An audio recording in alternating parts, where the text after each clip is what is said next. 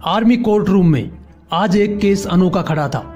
छाती तान अफसरों के आगे फौजी बलवान खड़ा था। बिन हुक्म बलवान, तूने ये कदम कैसे उठा लिया? किससे पूछकर उस रात तू दुश्मन की सीमा में जा लिया? बलवान बोला, सर जी ये बताओ कि वो किससे पूछकर आए थे? सोए फौजियों के सिर काटने का फरमान कौन से बाप से लाए थे? बलवान का जवाब में सवाल दागना अफसरों को पसंद नहीं आया और बीच वाले अफसर ने लिखने के लिए जल्दी से पेन उठाया। एक बोला, बलवान हमें ऊपर भी जवाब देना है और तेरे काटे हुए सिर का पूरा हिसाब देना है। तेरी इस करतूत ने हमारी नाक कटवा दी, अंतरराष्ट्रीय बिरादरी में तूने थू थू करवा दी। बलवान खून का कड़वा घूंट पीकर रह गया। आंख में आया आंसू भीतर को ही बह गया। बोला, साहब जी अगर कोई आपकी माँ की इज्जत लूटता हो, आपकी बहन बेटी या पत्नी को सरेआम मारता कूटता हो, तो क्या आप पहले अपने बाप का हुक्मनामा लाओगे या फिर अपने घर की लुटती इज्जत खुद बचाओगे? अफसर नीचे झांकने लगा, एक ही जगह पर ताकने लगा। बलवान बोला, साहब जी गांव का गवार हूं, बस इतना जानता हूं कौन कहां है देश का दुश्मन, सरहद पे खड़ा खड़ा पहचानता हूं। सीधा सा आदमी हूं साहब, मैं कोई आंधी नहीं हूं। थप्पड़ खाकर गाल आगे कर दूं, मैं वो गांधी नहीं हूं।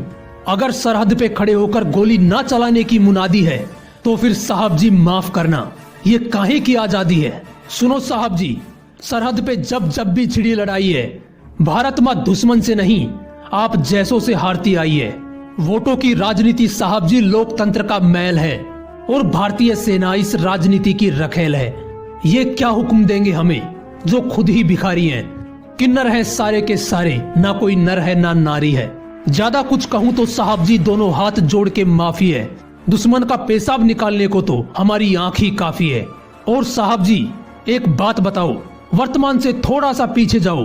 कारगिल में जब मैंने अपना पंजाब वाला यार जसवंत खोया था, आप गवाह हो साहब जी, उस वक्त मैं बिल्कुल भी नहीं रोया था। खुद उसके शरीर को उसके गांव में जाकर मैं उतार कर आया था। उसके दोनों बच्चों के सिर साहब जी मैं पुचकार कर आया था। पर उस दिन रोया मैं जब उसकी घरवाली हौसला छोड़ती दिखी और लघु सचिवालय में वो चपरासी के हाथ पांव जोड़ती दिखी।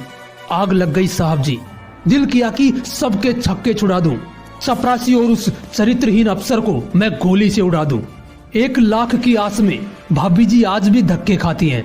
2 मासूमों की चमड़ी धूप में यूं ही झुलसी जाती है। और साहब जी शहीद जोगिंदर को तो नहीं भूले होंगे आप? घर में जवान बहन थी जिसकी और अंधा था जिसका बाप।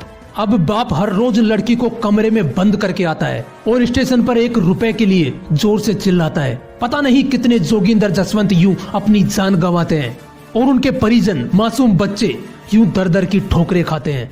भरे गले से तीसरा अफसर बोला, बात को और ज्यादा ना बढ़ाओ, उस रात क्या क्या हुआ बस यही अपनी सफाई में बताओ। भरी आंखों से हंसते हुए बलवान बोलने लगा। उसका हर बोल सबके कलेजों को छोड़ने लगा। साहब जी उस हमले की रात हमने संदेश भेजे लगातार 7। हर बार की तरह कोई जवाब नहीं आया। 2 जवान मारे गए पर कोई हिसाब नहीं आया। चौकी पर लगे जवान लगातार गोलीबारी में मारे जा रहे थे और हम दुश्मन से नहीं अपने हेडक्वार्टर से हारे जा रहे थे। फिर दुश्मन के हाथ में कटार देख मेरा सिर चकरा गया। गुरमेल का कटा हुआ सिर जब दुश्मन के हाथ में आ गया, फेंक दिया ट्रांसमीटर मैंने और कुछ भी सूझ नहीं आई थी। बिना आदेश के पहली मर्तबा सर मैंने बंदूक उठाई थी। गुरमेल का सिर लिए दुश्मन रेखा पार कर गया। पीछे पीछे मैं भी अपने पांव उसकी धरती पर धर गया, पर वापिस हार का मुंह देख कर नहीं आया हूँ। वो 1 काट कर ले गए थे, मैं 2 काट कर लाया हूँ। इस बयान का कोर्ट में न जाने कैसा असर गया। पूरे ही कमरे में एक सन्नाटा सा पसर गया। पूरे का पूरा माहौल बस एक ही सवाल में खो रहा था कि कोर्ट मार्शल फौजी का था या पूरे देश का हो रहा था। जय हिंद, वंदे मातरम।